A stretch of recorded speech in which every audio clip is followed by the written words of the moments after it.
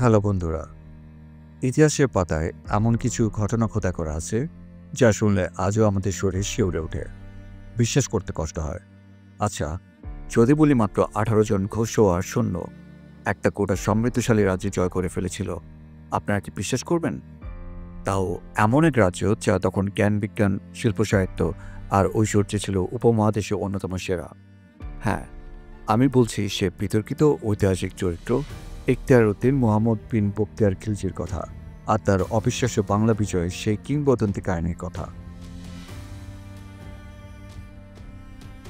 সত্যি কি বখতিয়ার খিলজি মাত্র এই 18 জন অশ্বারোহী যোদ্ধা নিয়ে তৎকালীন বাংলার রাজধানী নদিয়া বা নবদ্বীপ জয় করেছিলেন, নাকি এই কাহিনীর আড়ালে লুকিয়ে আছে অন্য কোনো জটিল ঐতিহাসিক সমীকরণ যা সাধারণের আলোচনার বাইরে থেকে গেছে? কেনই বা এত সহজে পতন ঘটল এক শক্তিশালী হিন্দু রাজ্যের? আজকের এই ভিডিওতে আমরা ডুবতে বসে ইতিহাসের সেই গভীর রহস্যে। আমরা তন্ন করে খুঁজব ঐতিহাসিক তথ্য প্রমাণ, বিশ্লেষণ করব সমসাময়িক বিবরণ এবং চেষ্টা করব সেই সময়ের প্রেক্ষাপটকে আপনাদের কাছে সামনে তুলে ধরতে। তাই শেষ পর্যন্ত আমাদের সাথেই থাকুন, কারণ এমন কিছু তথ্য আজ আপনারা জানতে চলেছেন যা হয়তো আপনাদের এতদিনের ধারণাকেই নাড়িয়ে দেবে। চলুন প্রথমেই জেনে নিই আমাদের কাহিনীর মূল চরিত্র বখতিয়ার খিলজি সম্পর্কে। তার পুরো নাম ছিল ইখতিয়ার উদ্দিন মুহাম্মদ বিন বখতিয়ার খিলজি। তিনি ছিলেন জাতিতে তুর্কি। আফগানিস্তানের গরমশির অঞ্চলে খলজ নামক এক যাযাবর উপজাতির সদস্য। ভাগ্যের সন্ধানে তিনি স্বদেশ ত্যাগ করে হিন্দুস্তানের পথে পা বাড়ান। প্রথমে তিনি গজনির সুলতান শিহাবুদ্দিন মোহাম্মদ ঘোরের সেনাবাহিনীতে যোগদানের চেষ্টা করেন, কিন্তু তার শারীরিক গঠন, খর্বাকৃতি, লম্বা হাত এবং কিছুটা কুশির চেহারা এক্ষেত্রে বাধা হয়ে দাঁড়ায়। তিনি প্রত্যাখ্যাত হন। কিন্তু বখতিয়ার খিলজি ছিলেন অদম্য ইচ্ছাশক্তির অধিকারী। দিল্লিতে কুতুবউদ্দিন আইবেকের দরবারেও তিনি চাকরির চেষ্টা করে ব্যর্থ হন। অবশেষে তিনি যান পদায়নে এবং সেখান থেকে অযোধ্যার শাসনকর্তা মালিক হুসামউদ্দিনের অধীনে একটি ছোট জায়গির লাভ করেন। এখানেই তার সামরিক জীবনের প্রকৃত সূচনা।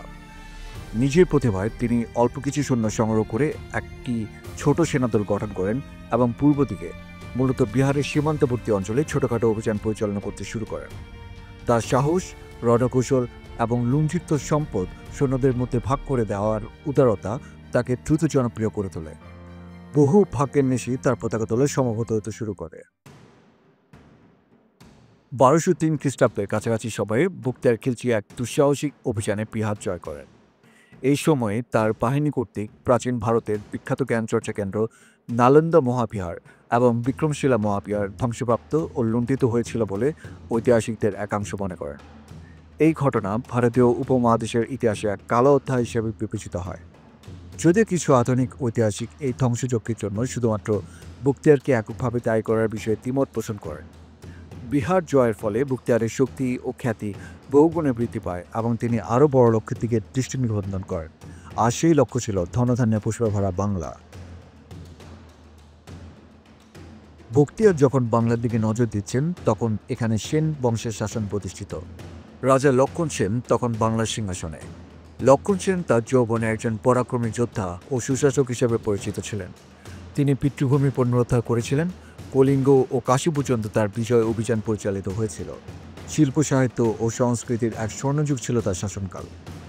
জয়দেবের গীত গোবিন্দ তার সভাতে রচিত হয়েছিল বলে অনেকে মনে করে। কিন্তু বখতিয়ারের আক্রমণের সময় লক্ষণ সেনের বয়স প্রায় 80 বছর। তিনি তখন বার্ধক্যজনিত কারণে অনেকটাই দুর্বল এবং রাষ্ট্র পরিচালনার ক্ষেত্রে কিছুটা উদাসীন ও বিলাসী হয়ে পড়েছিলেন বলে অনেক ঐতিহাসিক মনে করেন। তার রাজ্যের প্রতিরক্ষা ব্যবস্থাও সম্ভবত আগের মতো সুসংগত ছিল না। রাজধানী নদিয়া ছিল মূলত একটি ধর্মীয়, সাংস্কৃতিক এবং বাণিজ্য কেন্দ্র, সুরক্ষিত কোনো সামরিক দুর্গনগরী নয়। গঙ্গা তীরবর্তী এই শহর ছিল ব্রাহ্মণ পণ্ডিতদের আবাসস্থল এবং তীর্থক্ষেত্র হিসেবে বিখ্যাত। আরও একটি গুরুত্বপূর্ণ বিষয় হলো, কথিত আছে রাজসভার জ্যোতিষী ও দৈবজ্ঞরা নাকি ভবিষ্যৎবাণী করেছিলেন যে এক দীর্ঘবাহু তুর্কি যোদ্ধা বাংলা জয় করবেন।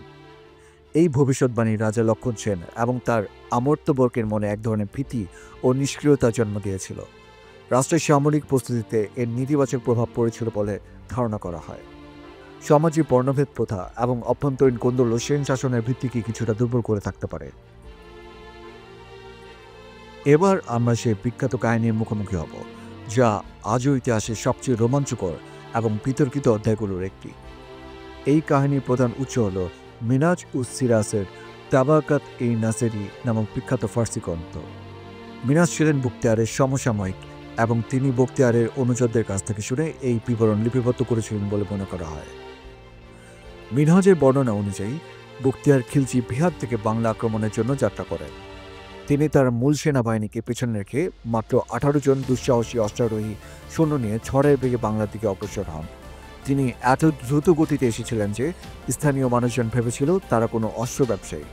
এই 18 জন সৈন্যসহ বখতিয়ার যখন নদিয়ার রাজপ্রাসাদের দ্বারে পৌঁছান তখন প্রহরীরা তাদের গতিরোধ করেনি, কারণ তাদের থেকে বোঝার উপর ছিল না যে তারা আক্রমণকারী। অতর্কিতে তারা রাজপ্রাসাদের ভেতরে ঢুকে পড়েন এবং আল্লাহু আকবার ধ্বনি দিয়ে আক্রমণ শুরু করেন। সেই সময় রাজা লক্ষণ সেন মধ্যাহ্নভোজে বসেছিলেন। হঠাৎ এই অভাবনীয় আক্রমণে প্রাসাদের সকলে হতভম্ব ও দিশেহারা হয়ে পড়ে। চারদিকে চিৎকার ও হট্টগোল শুরু হয়ে যায়। রাজা লক্ষণ সেন কোনো প্রতিরোধ করে তোলার সুযোগ বা সাহস পাননি। তিনি প্রাসাদের পেছনের দরজা দিয়ে খালি পায়ে প্রায় কপর্দক শূন্য অবস্থায় নৌকাযোগে পূর্ববঙ্গের বিক্রমপুরের দিকে পালিয়ে আত্মরক্ষা করেন। আর এইভাবেই মিনহাজের বর্ণনা অনুসারে মাত্র 18 জন সৈন্যের হাতে সেন বংশের রাজধানী নদিয়ার পতন ঘটে। বখতিয়ারের মূল বাহিনী তখনও কয়েক যোজন দূরে ছিল। তারা এসে পৌঁছানোর আগেই রাজধানীর নিয়ন্ত্রণ কার্যত বখতিয়ারের হাতে চলে আসে। এই কাহিনী শুনতে যতটা বীরত্বব্যঞ্জক ততটাই অবিশ্বাস্য।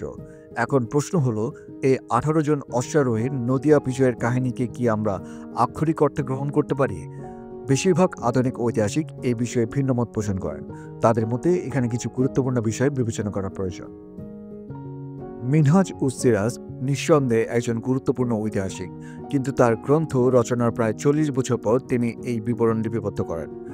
তিনি নিজে এই ঘটনার প্রত্যক্ষদর্শী ছিলেন না। তিনি মূলত বখতিয়ারের বেঁচে থাকা অনুচর যেমন নিজামুদ্দিন ও শামসুদ্দিনের কাছ থেকে শুনে এই কাহিনী লিখেছেন। বিজয়ীর শৌর্যবীর্যকে মহিমান্বিত করা এবং সংখ্যাকে কমিয়ে দেখানো অবিশ্বাস্য কীর্তি হিসেবে প্রতিষ্ঠা করার একটা প্রবণতা তৎকালীন বিজয়ী পক্ষের ঐতিহাসিকদের মধ্যে প্রায়শই দেখা যেত।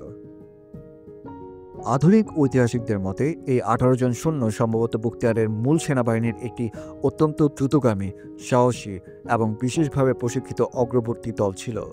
বখতিয়ার খিলজির রণকৌশলের অন্যতম বৈশিষ্ট্যই ছিল শত্রুকে অতর্কিত আক্রমণ করে তাদের মধ্যে চরম বিভ্রান্তি ও আতঙ্ক সৃষ্টি করা। তিনি সম্ভবত তার সেরা যোদ্ধাদের নিয়ে এই ছোট দল গঠন করেছিলেন, যারা ঝড়ের বেগে রাজধানীর কেন্দ্রস্থলে আঘাত এনে রাজাকে বন্দী বা হত্যা করার পরিকল্পনা করেছিল। তাদের মূল বাহিনী খুব বেশি দূরে ছিল না এবং দ্রুতই তাদের সাথে মিলিত হয়েছিল। এই 18 জন ছিলেন বর্ষার ফলার মতো, যারা প্রথম আঘাত হেনে পথ তৈরি করে দিয়েছিলেন। বখতিয়ার খিলজি যে একজন অত্যন্ত চতুর ও বিচক্ষণ সেনাপতি ছিলেন তা অনস্বীকার্য। তিনি জানতেন লক্ষণ সেনের বিশাল বাহিনীর সাথে সম্মুখ সমরে জয়লাভ করা অত্যন্ত কঠিন হবে, বিশেষ করে অপরিচিত ভূখণ্ডে। তাই তিনি অতর্কিত আক্রমণের এই অভাবনীয় কৌশল অবলম্বন করেন। অশ্ব ব্যবসায়ের ছদ্মবেশে নদিয়ায় প্রবেশ এবং সরাসরি রাজপ্রাসাদে আক্রমণ শত্রুপক্ষকে সম্পূর্ণরূপে হতচকিত করে দিয়েছিল। এই মনস্তাত্ত্বিক যুদ্ধ জয়ের ক্ষেত্রে একটি বিশাল ভূমিকা পালন করেছিল।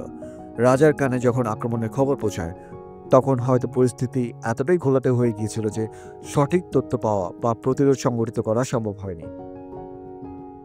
আগেই বলেছি, রাজা লক্ষণ সেন তখন অত্যন্ত বৃদ্ধ। জ্যোতিষীদের ভবিষ্যৎবাণী তার এবং তার অমাত্যদের মনোবল সম্ভবত আগেই ভেঙে দিয়েছিল। অতর্কিত আক্রমণে দিশেহারা হয়ে তিনি হয়তো ভেবেছিলেন প্রতিরোধ করা বৃথা। তার পলায়ন সেন সেনাবাহিনীর মনোবল সম্পূর্ণরূপে ভেঙে দেয় এবং প্রতিরোধ ব্যবস্থা চোখের নিমেষে ধূলিসাৎ হয়ে যায়। যদি রাজা সাহসিকতার সাথে প্রাথমিক প্রতিরোধটুকুও করতেন, তাহলে হয়তো এই 18 জন সৈন্যের পক্ষে পরিস্থিতি নিজেদের অনুকূলে রাখা কঠিন হতো এবং মূল বাহিনী আসার আগেই তারা পর্যদস্ত হতে পারত। কিন্তু রাজার পলায়নই কার্যত বিনা যুদ্ধে নদিয়ার ভাগ্য নির্ধারণ করে দেয়।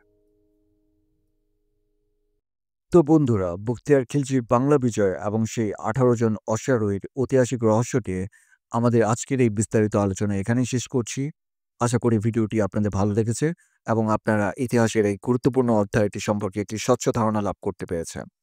এই বিষয়ে আপনাদের নিজস্ব কোনো মতামত, প্রশ্ন বা ভিন্ন কোনো তথ্য জানা থাকলে অবশ্যই নিচে কমেন্ট বক্সে আমাদের জানাবেন। আমরা আপনাদের মতামতের অপেক্ষায় থাকব।